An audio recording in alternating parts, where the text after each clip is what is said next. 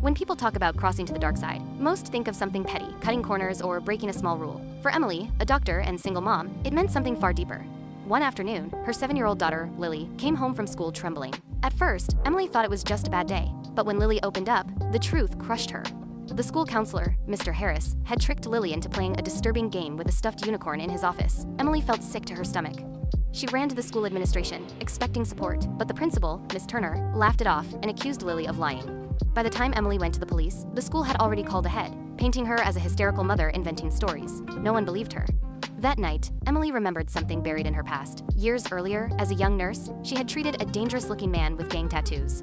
Grateful, he'd given her a note with his number, saying, "If you ever need someone taken care of, call me." Out of desperation, Emily dialed it. To her surprise, he remembered her. Through tears, she told him everything about what Harris had done and how the system turned its back. The man asked for Harris's full name, address, and routine. Minutes after Emily sent the details, he simply replied, "Understood." Days later, Harris vanished. The school claimed he took leave for personal reasons. The police quietly suspected Emily, but had no proof.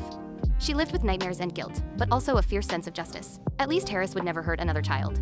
But Emily's fight didn't end there. She dug deeper into the school's leadership and discovered a pattern of cover-ups. Principal Turner had protected other staff members accused of misconduct years earlier.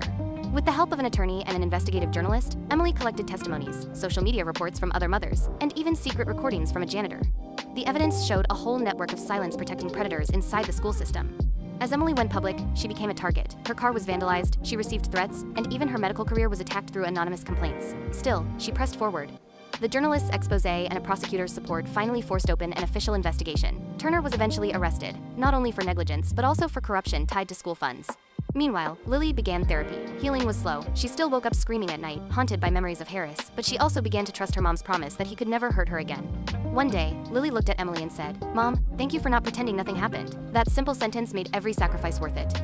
Emily lost her old life but built a new one. She moved to a quieter town, worked part-time as a doctor, and began helping other mothers facing similar battles. People called her strong, even a warrior. But Emily knew the truth. She wasn't fearless, just a mom who saw her daughter's innocence stolen and decided she'd burn down the world if that's what it took to protect her.